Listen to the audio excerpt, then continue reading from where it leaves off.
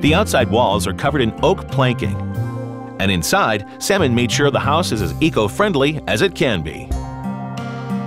Enclosed between an inner plaster wall and an outer oak wall, spaced from about 30 centimeters, filled with paper insulation. So it's an extremely well insulated building.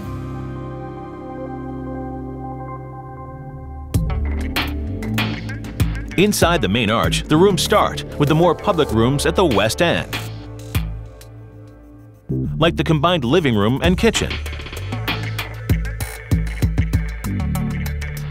and a small game room. Each one has a view over the valley. As the house continues to curve around to the east, you run into 3 bedrooms, bathrooms, and even a Turkish bath.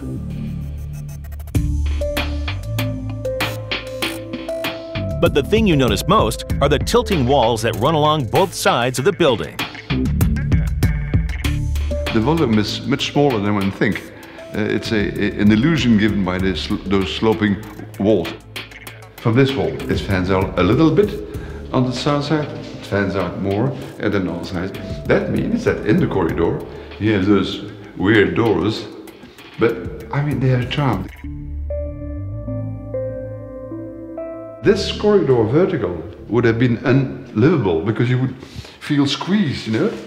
But the fact that you have this inclined wall with the windows makes you just more relaxed.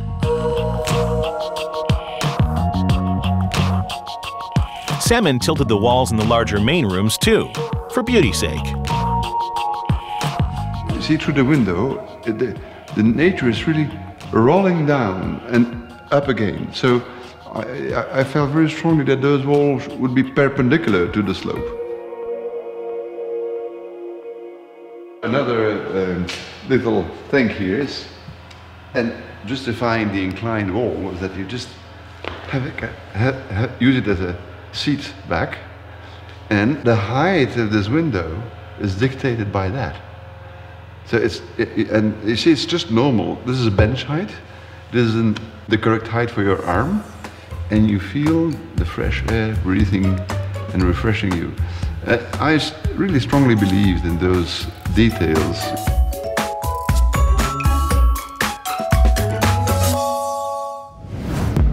Now we find out how a young family dared change an award-winning design and get away with it.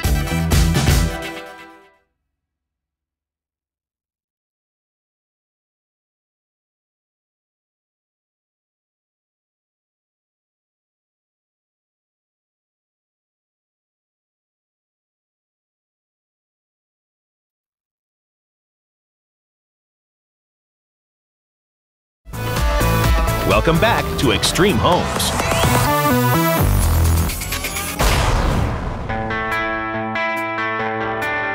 We're crossing over to Bainbridge Island, Washington State, where 1970s designer architecture has been converted into a fun family home.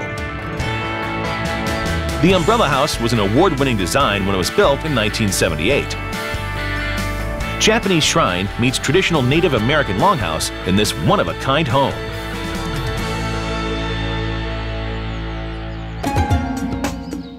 The Michael family loved the architecture, but the house was only 2,300 square feet. And with 3 growing children, they needed 50% more space. They didn't want to build an extension to the side. That would ruin the outline. But they spotted an area of dead space inside, up under the roof.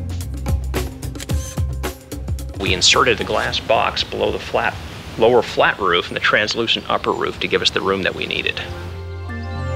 By building up under the fiberglass roof, they instantly increased the living area by 1,200 square feet, which meant an instant master bedroom and bathroom.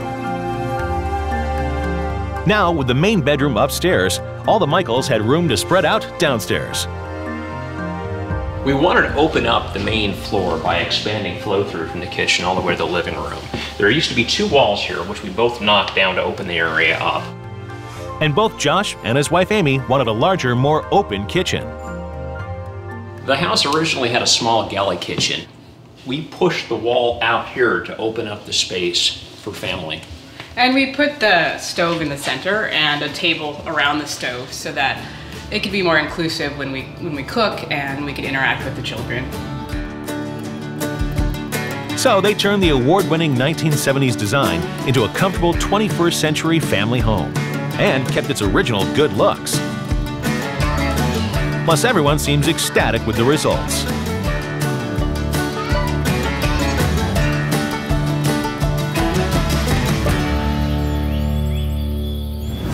We've raced around the world, been inside extreme homes, and seen what dreams are made of. We've looked at a converted synagogue in Miami, checked out a traditional South Korean home, and crossed a private suspension bridge in England.